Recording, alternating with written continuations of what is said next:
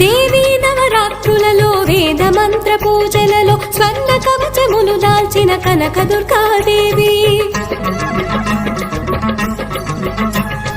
భవబంధాలను బాపే బాలా త్రిపుర సుందరి నిత్యానందము కూర్చే అన్నపూర్ణాదేవి లోక శాంతిని సంరక్షించే